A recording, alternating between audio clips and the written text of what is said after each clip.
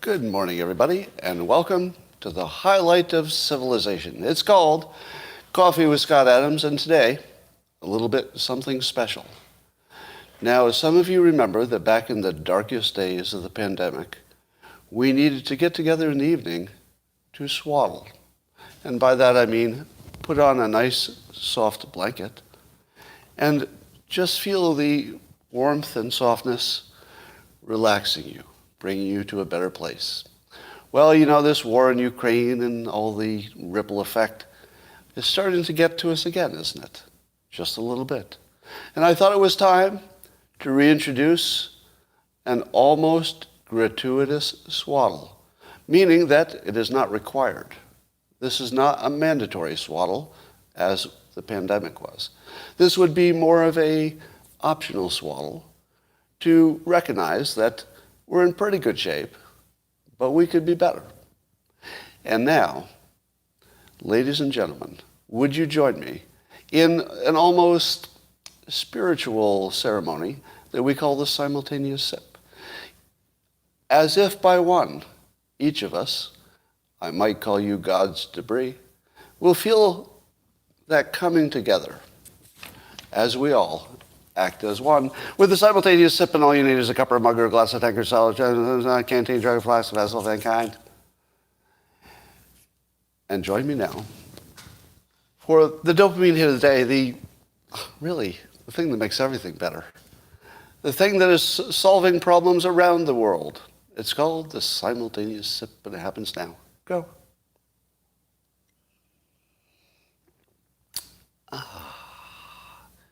Now, may I inject a valuable lesson on persuasion?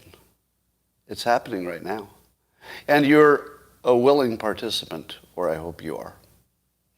And it goes like this. Number one, persuasion works best if you're persuading somebody to do or think something they already want to do or something they already want to think. Don't you want to feel better? Of course you do. So I'm persuading you in the most compatible way I possibly could to do something that you really want. And there's nothing that wants anything else. You want to feel better.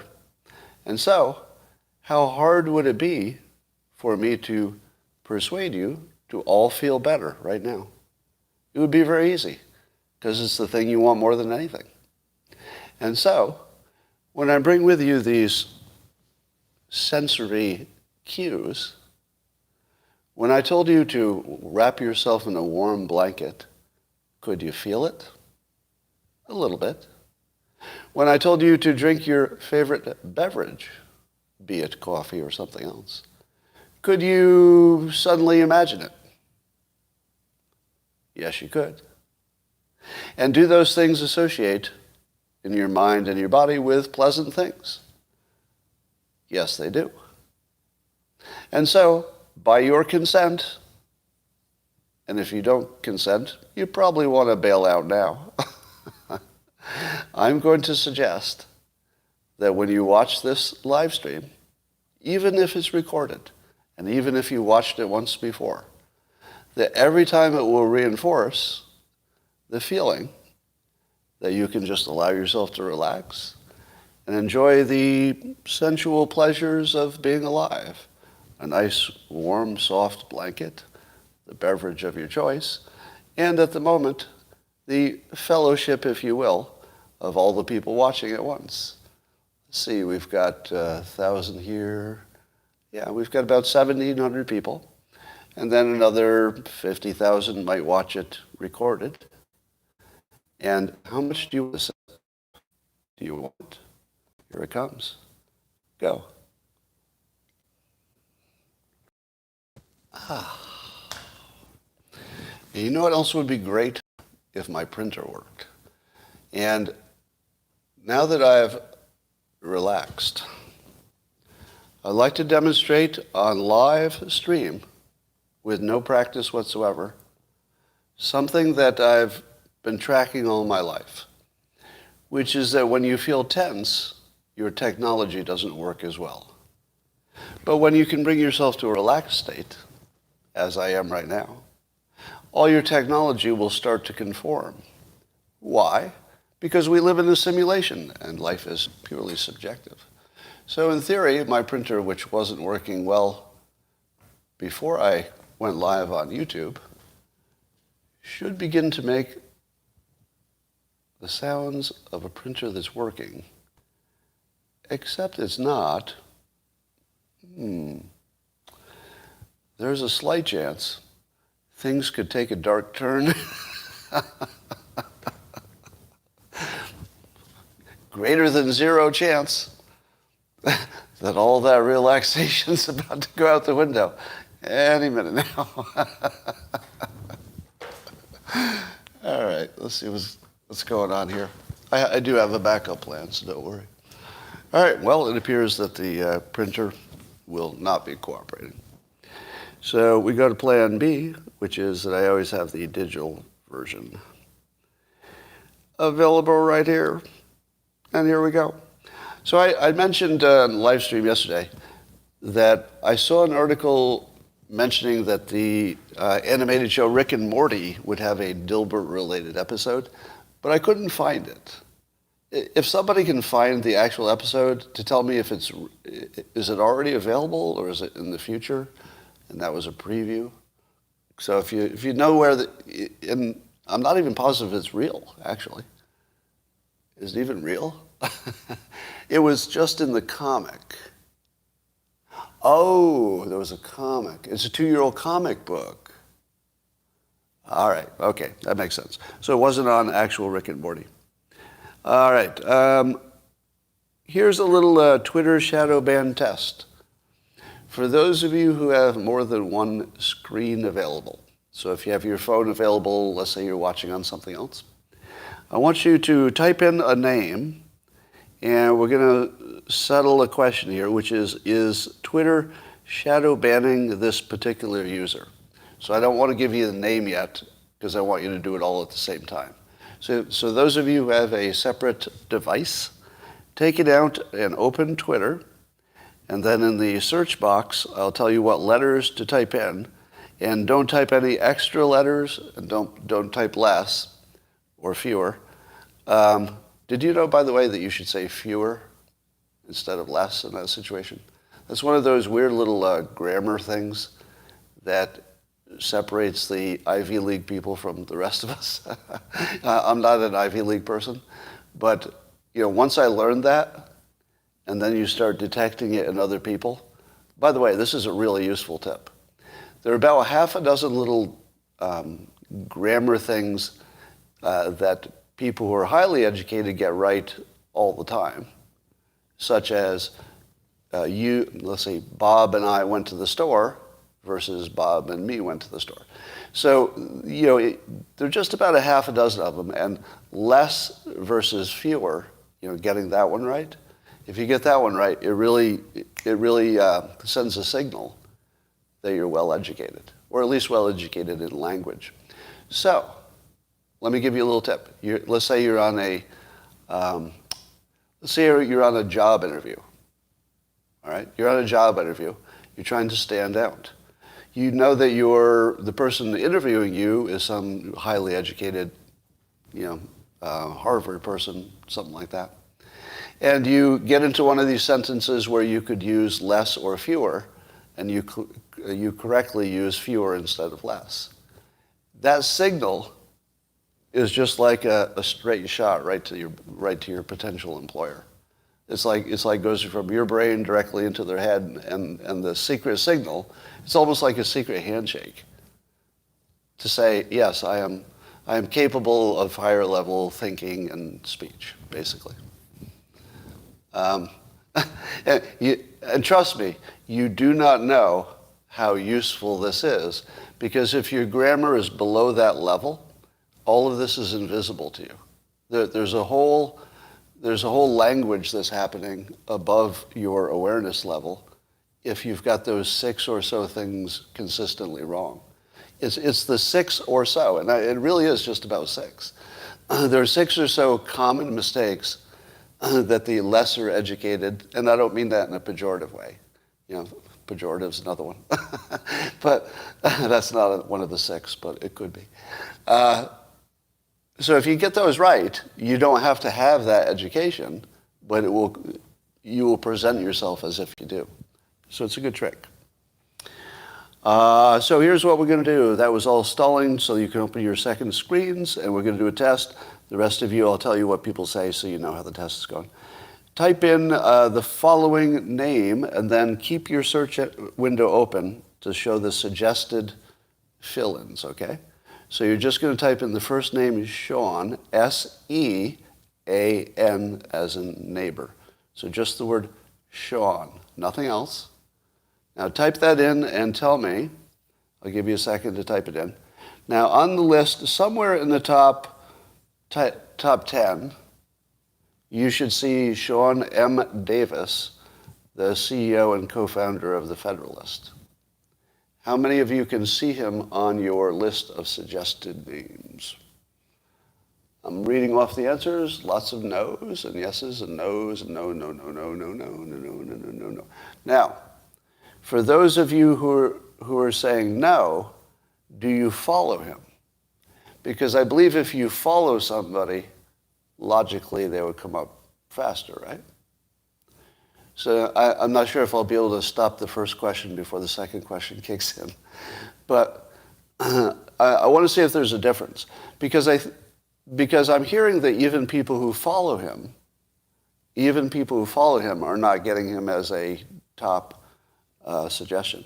Now, I don't know if we may be making a bad assumption about the algorithm. So here's what I want to say as carefully as possible. Okay, so I get people who follow him and he's not suggested. He's got, I think, 320,000 Twitter followers, and he's a blue check, and he's a CEO and co-founder of a major publication. Would you expect, with those credentials, that you would be in the top 10, top 6, something like that? Well, somebody here said that he came up number 2, and they don't follow him. So there's something going on with the algorithm that I don't think is shadow banning. I know you think it is, right? And I don't rule it out. So I'm not going to rule it out because anything's possible. But I think something else is happening, and let me explain the alternative hypothesis. So the alternative hypothesis is that whatever the algorithm is doing is complicated enough that even if you think you and I have a lot in common, the algorithm might not, because it might be looking at our activity differently. So it's possible that the algorithm is simply giving us results that we don't understand why. And if you didn't understand why, then at least half of the time, or just picking a random percentage, at least some of the time, you're going to think, no, this doesn't make sense. Maybe somebody's after me. Somebody's playing a trick, right? So I would say you can't really tell by doing this. There might be a way to tell. I don't know what that would be. But it's not this. So the worst way to tell would be just by yourself typing something in and seeing what happens. Because you don't know what the algorithm's doing to you personally. The second worst way is what we just did. Have a bunch of people do it and then scream out their answers and I try to read them quickly. It's not exactly science, although science hasn't been doing too well either lately. So I would just caution you, that it's really fun to jump to the conspiracy theory, and I'm not ruling it out at all. If you said to me, is it possible that Twitter or agents within Twitter, maybe not management, but perhaps employees, were gaming the algorithm for some political gain, would I say that's possible? Yeah, yeah. I would think it's possible even if it's not intentional. There's going to be some bias in the algorithm. I don't know how you could have an unbiased algorithm. Actually, you know what? The only way you could have an unbiased algorithm is to do what Jack Dorsey recommends, which is to let the user have a choice of algorithms. Have you heard of a better idea than that? It's weird that it's Jack Dorsey who has, as far as I can tell, the most free speech, transparent idea for algorithms that I've ever seen. And he says it a lot, but I don't see it catch on. And I don't know why. Why doesn't it catch on? Because it's not fun? Because it's an actual engineering solution? Because, I've been saying this often lately, that sometimes we think it's impossible to do something because of just the way people are, until somebody comes up with an idea.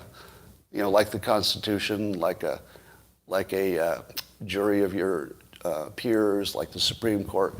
Those are things that didn't seem, if you'd never heard of them, they wouldn't feel like they would work. But Jack Dorsey has an idea that looks like an engineering solution. I think that would work, wouldn't it? Well, I know he's left the helm of Twitter, but he's been saying this for a long time. Why wouldn't everybody prefer just having their choice of algorithm? And one of the choices would be, don't edit anything. How would you be unhappy if you had the choice that said, don't edit anything? And maybe some other choices too. But if one of them is don't edit anything, just give it to me in the order it comes, how could you be unhappy with that? It's the most obvious solution, isn't it? It's the most obvious solution. And it's available. And we sort of just don't talk about it. We'd rather fight about who's getting shadow banned. I don't really get that. All right, well, the simulation is looping because have you noticed that every story is really just every other story? Here are two stories you don't think are the same. Russia invading Ukraine and Will Smith slapping Chris Rock. Sounds like different stories, doesn't it? Or is it? Because I would say that Putin is the Will Smith of leaders because they both had reasons for what they did. It's just that you don't think those are good enough reasons. Am I right? They had reasons. Putin didn't randomly attack Ukraine. He had reasons. Well, you just don't think those reasons are good enough to create this humanitarian thing. Will Smith, he had a reason. You just don't think it was good enough. It's basically the same plot. They're just putting in different characters.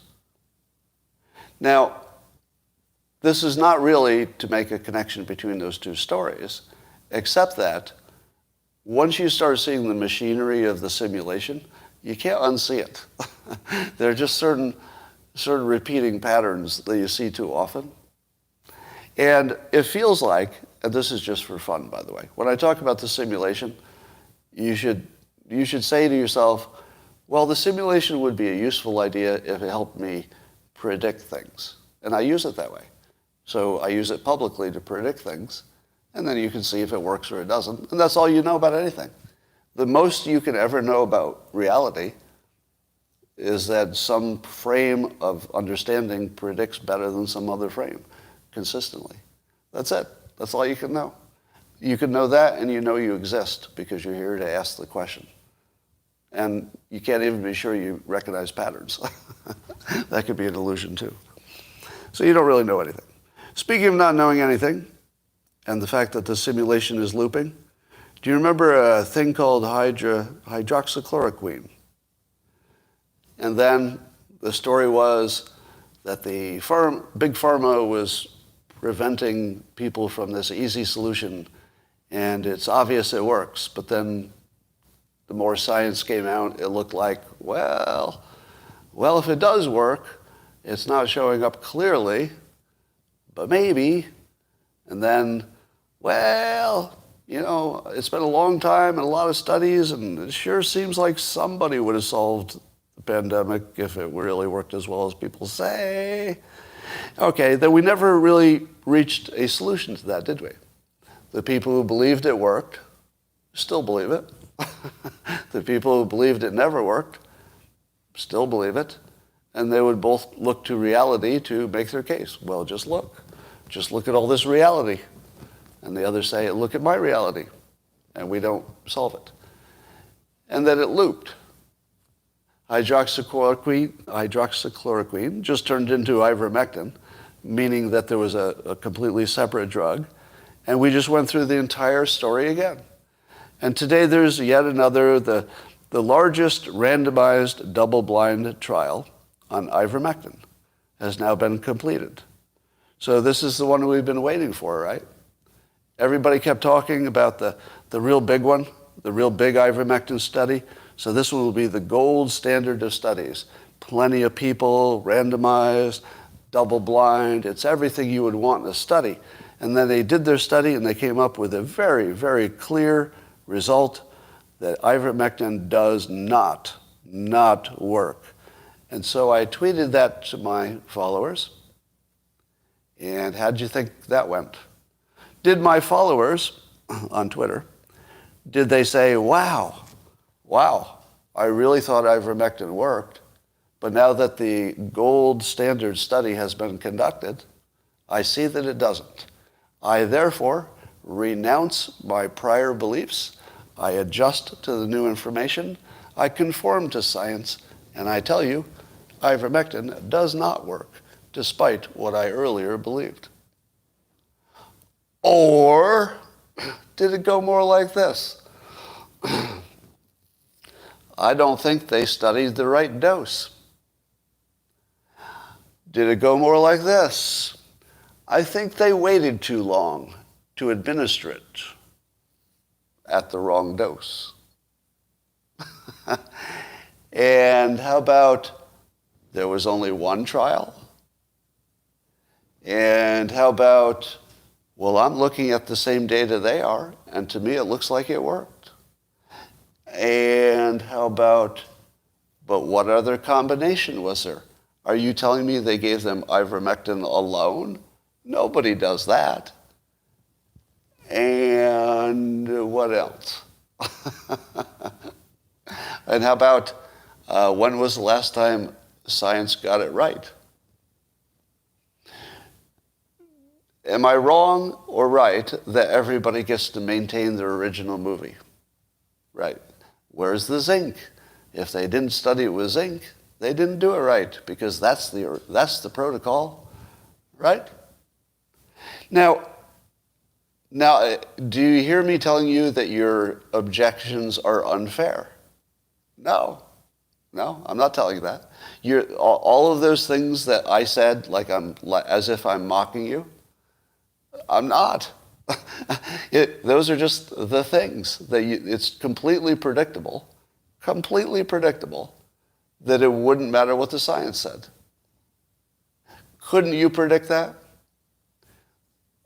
Tell me honestly, before the study came out, if I had said to you, hypothetically, if this study comes out and it's a gold-plated, really solid-looking study, do you think it'll change anybody's minds?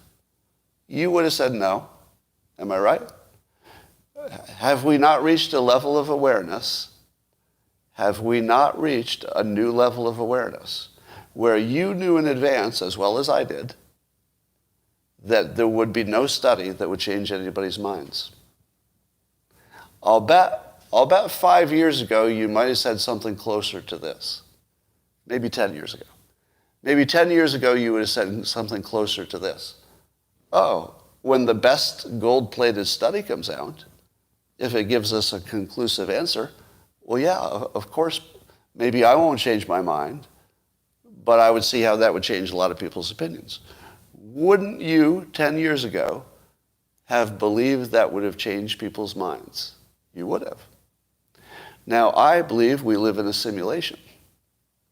And the simulation requires our different movies to be maintained as different movies. It requires it. Do you know why? It's a resource, it's a way to save resources in the computation of the simulation.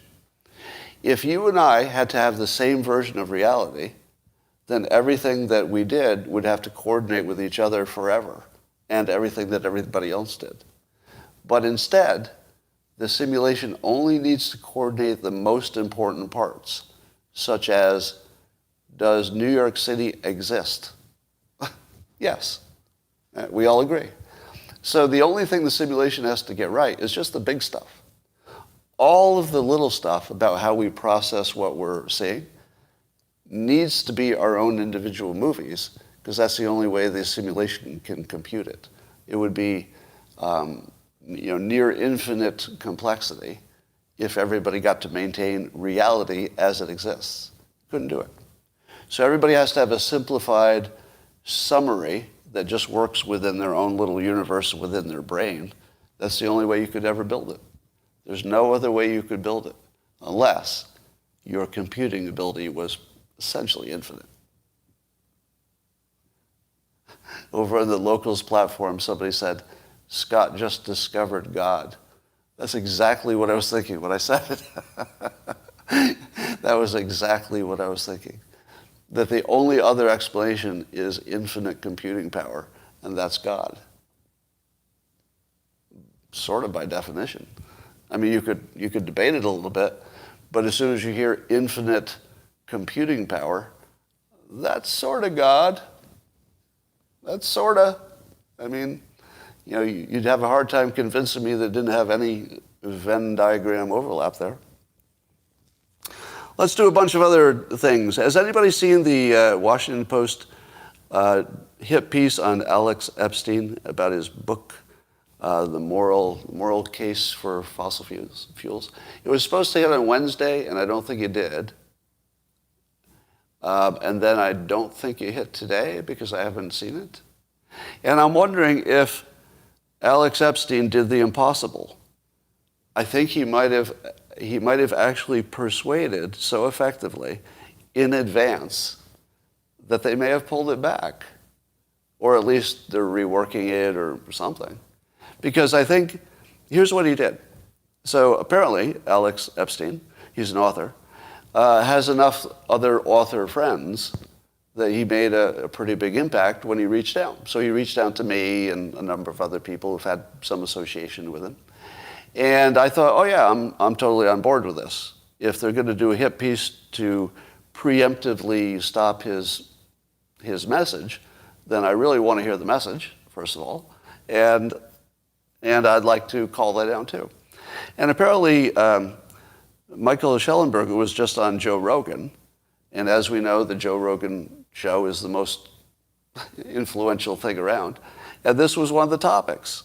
So I didn't know this, but Schellenberger and Epstein know each other. He called him a friend. And he called out the Washington Post for its upcoming hit piece on the most influential network on the planet, or let's say in the English language. And I don't know if the Washington Post is going to go ahead and publish this thing. Because look what they did. They so effectively, Alex did this, Alex Epstein, he so effectively framed it as a hit piece that he had completely discredited it before one word had been printed. In other words, hold on. In other words, the Washington Post, with all of its power, allegedly, and I have to say allegedly because I can't prove any of this, allegedly assembled a way to preemptively stop Alex Epstein's speech, to basically suppress his book by discrediting it. Alex Epstein took their own technique, but through the power of podcasters, basically, the independents, with whom he had apparently an extensive association with, who recognized him as one of their own, right? And you actually saw, maybe, I mean, if the hit piece runs today, just ignore everything I say, but it's possible that he used their own technique against them to preemptively suppress their suppressive speech. And you saw the first direct, maybe, this is premature, but maybe you saw the first direct battle of minds between the independent, let's say the independent voices, and the powers, the more classic media power. And it's possible that the independents just won this battle. I'm premature because this article could come out tomorrow and destroy the book, whether any of it's true or not. All right. Just keep an eye out for that. Maxine Waters was at an event in which there was some incorrect rumor about some benefits that homeless people would get. And a bunch of homeless people showed up at the event and sort of wrecked the event because there were just so many of them. And Maxine Waters told the homeless people that they should, quote, go home. I have nothing to add to that story. You may talk among yourselves at home. There's nothing to add. Usually I like to use the news as the sort of the material from which I mine the humor. But when the humor is right there, I got nothing to do. I'm taking a few minutes off. If you don't mind, I'll take a break while the news does the work for me. Okay, we're done. U.S. Commander, I guess it was General Todd Walters, he estimated that Russia has maybe up to 3/4 of their entire military forces, the human forces, in Ukraine. And this raises a really interesting question. We don't really know why things are happening the way they're happening in Ukraine. Not really. I mean, we've got some good ideas, but I'm not sure we have a completely clear picture of what's going on over there. And here's the thing that scares me the most. What happens if 3/4 of the Russian military gets destroyed? Because that's not impossible. And here's how that could happen. Can the Ukrainians block their retreat and starve them? Because blocking a retreat seems like something they can do. And starving them seems like something they can do. Now, I don't know what would happen if they tried, or if that would be wise or even possible. But it feels to me like the Russian military is trapped. And if they can't go forward, I'm not sure they can go backwards. What would happen if Ukraine took out 3/4 of the Russian military on the ground? Is it impossible? If they have enough drones? I mean, then what does Putin do? Tactical nuclear weapon? I don't know. I'm not worried about nukes. I don't think that's going to happen. But I'm not going to rule out the fact that the entire Russian military is about to get destroyed. I don't think it's likely. So let me be clear on that. I don't think that's likely. But it is within the realm of possibility. And I wouldn't have said that before. Rasmussen did some polling and found out that 70% of people, and this is U.S. voters, agree that Putin must go. What does that mean? 70% of people think Putin must go. That's about the same percentage as think somebody else's congressperson in the United States should go. I don't know if it means anything to say Putin must go. But I am a little worried that that level of brainwashing has taken hold, if that's what's going on. Because there's certainly a big difference between we don't like Putin and we'd be better off without him. That's a pretty big distance to cover. I would agree with you, don't like Putin. Let's be on that page. But we're better off if he goes. That's just a guess. And that would be a tough guess, too. Well, here's something I thought I played right, but it turns out I played it wrong. I've been telling you for a while that I identify as black for all the right reasons. I've been discriminated for my race several times in employment. Some of you've all heard of the stories. Most of you have. That's real, by the way. And for being white and male, I've been discriminated against directly and told that in direct terms by employers. And I just think the black part of the public is doing great lately, and I like being on a winning team. So for all the right reasons, and also I do a lot of work in trying to figure out how to fix things in that segment of society. So I've got some affinity, and I thought, well, if you can identify as anything, I'll just identify as black. This could come in handy. Well, I thought I'd played it just right. because California is doing this Reparations Committee. And I thought, I think I could get some money out of this too. That wasn't the only reason I did it, but I did it for benefits. Am I right?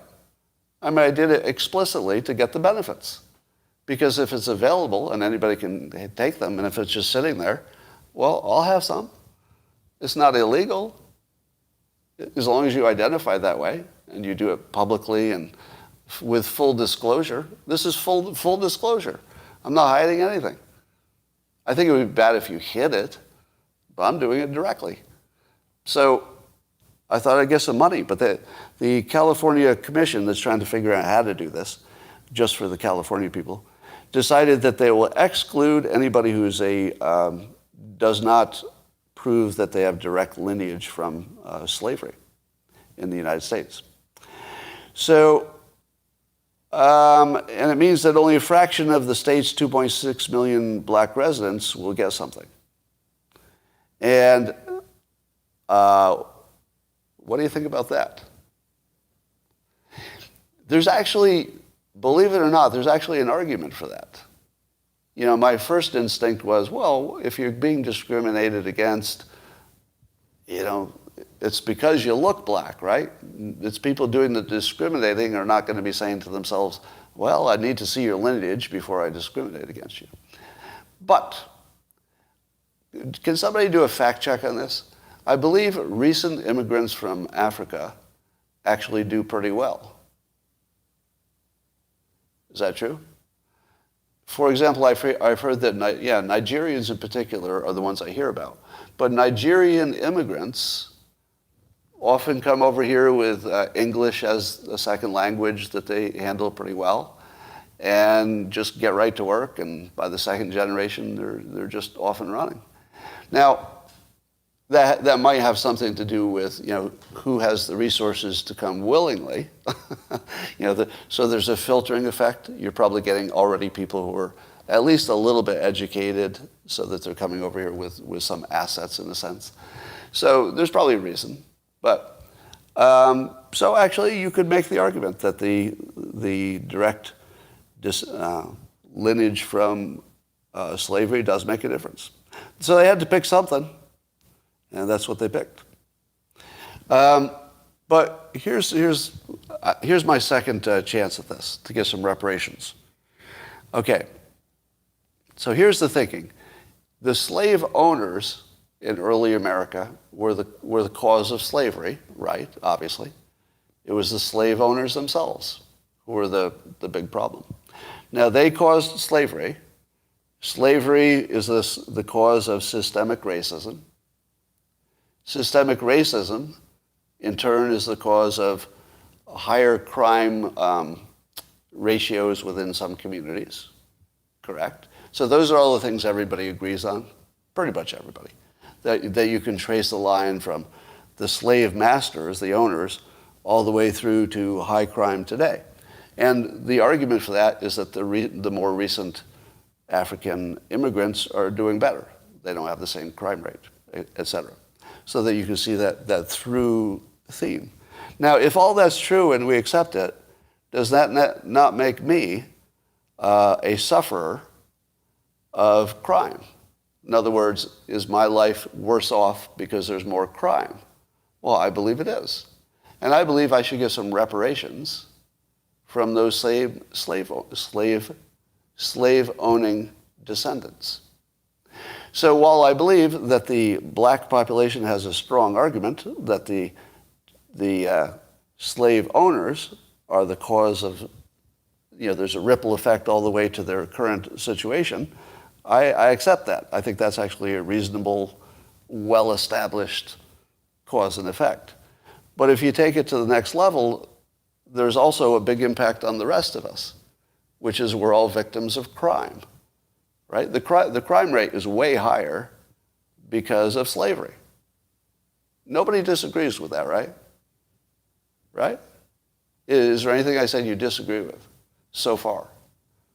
The current crime rate can be traced back, according to the people who are in favor of reparations, they would trace it all the way back to slavery. And therefore, specifically, the slave masters. They're the ones who got the benefits more than anybody. And so I feel I need some reparations too. So if there are any white people who can trace their lineage back to slave owners, then I think they owe me some money because I can't.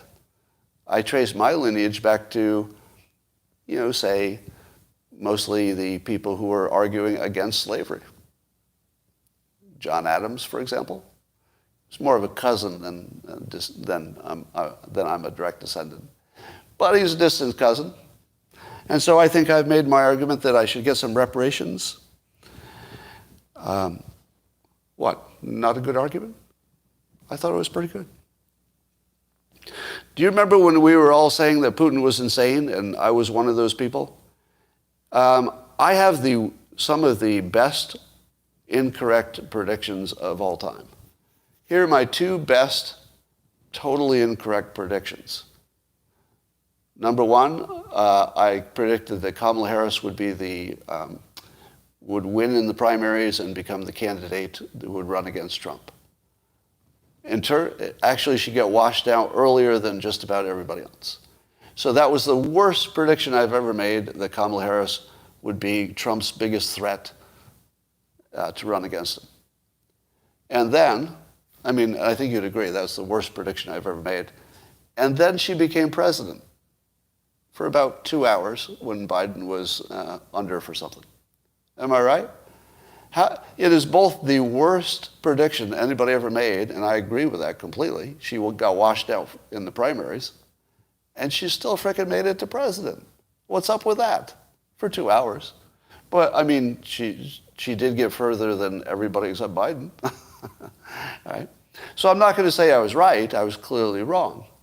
But it was the rightest wrong in a weird way. Here's another one.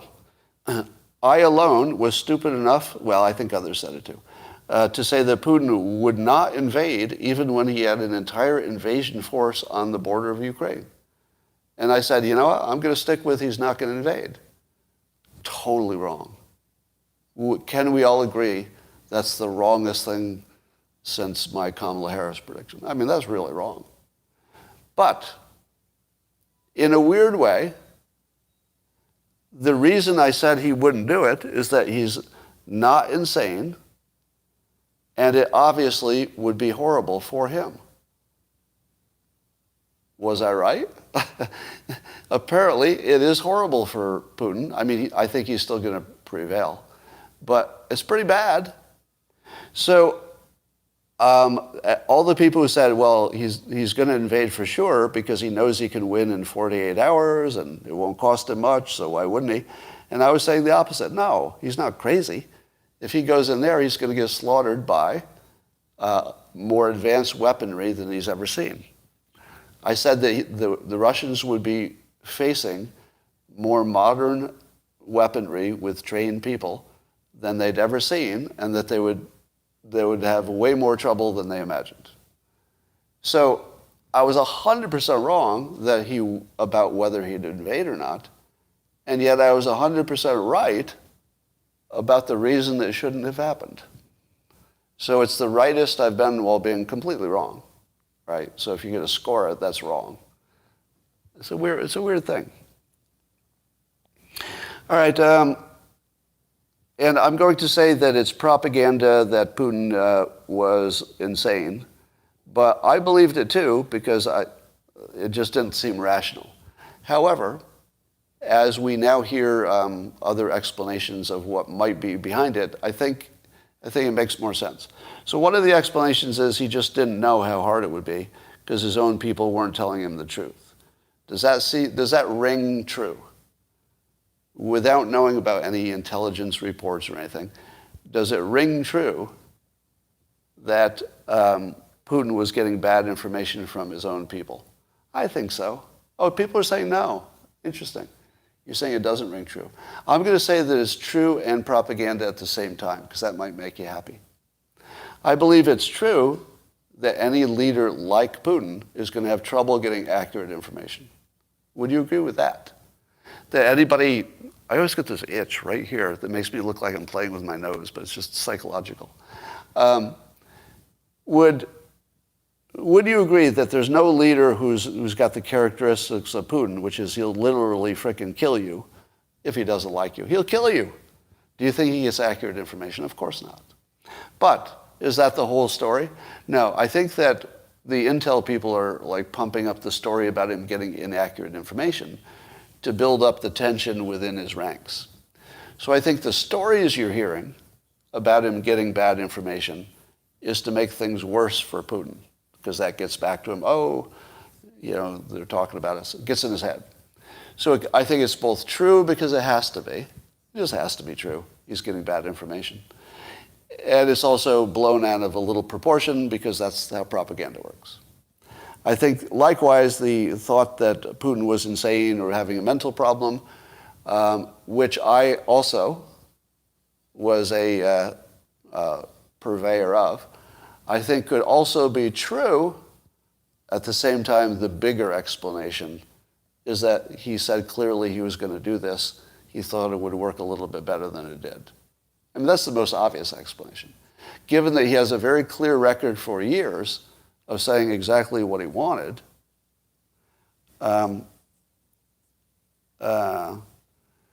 so anyway, I've got to teach people to not message me at this time of day. Who knows me who doesn't know that I'm doing something else right now? Can you imagine there's anybody who actually knows me who's like, oh, I think he's free right now. All right. Newt Gingrich said something funny about liberals and misjudging Putin. He said about liberals that they think The Lion King was a documentary, and that the lions, the predators and the prey can all live together and sing and dance. And then in the real world, the lion always eats the prey. And you can kind of predict that. It's like, hey, I got news for you. The Lion King, it's not a documentary. No, if you put a lion next to something it can eat and you wait long enough, something bad's going to happen.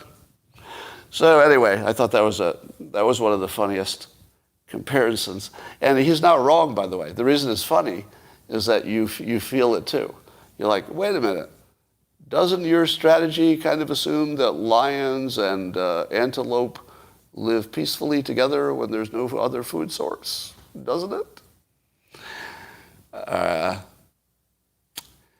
So all of yesterday, I was imagining what it would be like to be Chris Rock, to go in public on stage for his act, having not commented on the slap yet. And I was trying to think, okay, I'm a comedian, and the first thing out of my mouth has to be about that. Am I right? It has to be the first thing. You can't hold that out to the middle of the show, right? It's going to be the first thing. And so I said to myself, how would I write that? Like, what would be my first line? Because it has to matter. And that first line is going to be quoted everywhere, just like Neil Armstrong, walking on the moon. He knew that the first thing he said when he stepped on the moon would be quoted forever. Chris Rock knew that too. And here's what he said. In his first stand-up thing, he goes on stage. First of all, he gets a 3-minute standing ovation from a sold-out room. Now, do you know how long a 3-minute standing ovation feels when you're on stage? All right, I've had standing ovations, back in the height of the Dilbert day. I did a lot of speaking. And Dilbert was very popular then, so I get a lot of standing ovations. A standing ovation lasts forever in your head if you're on stage, because it's a little bit, there's a little bit too much focus on you, if you know what I mean. So it feels like it lasts forever. A 3-minute standing ovation, that's like an hour. So Chris Rock stands there for what had to seem like a frickin' hour, just absorbing all of this love, and then he's got to say the perfect thing. The perfect thing. And this was what he said. How was your weekend? That was the perfect thing. It was the perfect thing. Try to beat that. All right? So you're not one of the best stand-up comedians of all time. He is, right? One of the best. Try to beat that. This is a game you can play at home. Try to come up with a line that would be better than that, and you could work all day at it. You won't do it. That was the best line. Incredible. So once again, I say everybody comes out of this looking good, and I think Will Smith will too. You'll be surprised.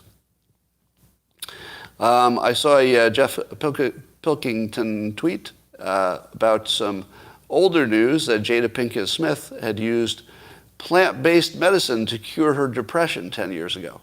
And it basically just made it go away. Plant-based medicine, you say? Plant-based medicine. Plant. What would that plant be? Could it be mushrooms? If you're saying weed can make you happy at the moment, weed doesn't really make your depression go away. It doesn't work that way. I mean, it can make you happy while you're doing it, but it doesn't make your depression go away. Do you know what does? Another different plant. Yeah, maybe ayahuasca. Could be ayahuasca, right? But I'm thinking that almost certainly she meant hallucinogen. And there it is. Now, when you say to yourself, how in the world can Will Smith and Jada Pinkett Smith have the relationship that they have, which you foolishly believe involves her having sex with men while he's sitting home? If you believe that's what's happening, you maybe have never met a good-looking multimillionaire man who is clearly heterosexual. So I've got a feeling that the average Tuesday for Will Smith is better than everything you've ever done in your life put together. And yet you're pretty sorry. You're pretty sure you feel bad for him, don't you? You're feeling bad for that Will Smith. Yep, every single day of his life is better than everything you've ever done put together. But you feel sorry for him. Here's how you get to that place. Probably through mushrooms. It seems to me that the Smiths have obliterated their preconceived notions about how anything works. And you saw that at the Oscars too. What you saw was Will Smith, who doesn't have the same sense of what's possible as you do. That's what mushrooms do to you. One of the things that mushrooms do is they say, yeah, you can do anything. You just have to sort of wish it into reality. Will Smith, look at what he wished into reality. Will Smith wished into reality his career, his life. You don't think you'd trade for that? I think a lot of people would. I think that these are two people who don't see the same boundaries that you see in all things. In all things. They don't see a limit to their careers. Am I right? If they saw a limit to their careers, I doubt they'd be where they are. They obviously imagined their careers without limit. And there it was. They obviously imagined that they would not be bound by whatever society's, recommended social structure is. You think it's not working? I think you're probably wrong. I think it has lots of problems, as do every kind of relationship. But I'll bet it works better than whatever the alternative was. And so that's my mushroom talk for today. Gavin Newsom did a cheeky little tweet where he was shown reading the banned books that were banned by other states. And he captioned his tweet, reading some banned books to figure out what these states are afraid of. Because Gavin Newsom is not afraid of books. He's not afraid of these banned books. And he wanted to mock those backwards, probably Republican states, who knows. But these other states, he's mocking them because they ban books. They're not like Gavin Newsom. And there he was with one of those banned books in those other states, To Kill a Mockingbird, which Viva Frei points out is one that's banned in California. So his tweet would have gone over much better in mocking those other states if he had not been, if he did not have in the picture a book that was actually banned in California. So there you go. And then Bruce Willis has aphasia. So that will apparently give him trouble understanding and expressing himself. So I feel bad about that. I don't know what to say about that other than, why does that bother me more than other stuff? There's something about that bothers me more than other stuff. And here's my best, people have terrible things happening all over the world, but why does this bother me more? And here's my best answer. Don't you feel like you know him? It's a bald thing, so he says. I have bald empathy. No, but there's something about the way he has run his life and his career that you feel sort of like you know him. Like it feels like somebody I know is having a problem. I don't know that I would feel that about many other people. But I guess I give him credit for that because I feel like you see some version of him that's pretty close to reality. And I like it. He seems like let me test this. Bruce Willis has been around for a long, long time. He has a pretty good reputation, doesn't he? I don't know that anybody has ever said anything bad about him. So I just have a generally good feeling about him. I like what he's done. I like his movies. Yeah, never made us mad. Yeah. He got through some tough times, didn't he? Because he had some issues with his own personal life. And I thought he handled those as well as anybody could handle anything, at least from the public perception point of view. All right. That, ladies and gentlemen, is all I have for today. I think you would agree. This is one of the finest experiences you've ever had. Oh God, I just saw a really bad joke on there. I'm not going to repeat that one. It was clever, but too soon. Too soon. All right. Well, I'm seeing some questions I'm going to ignore. Yes, it's the best thing so far today. I think we'd agree with that. And YouTube, I'll talk to you tomorrow. And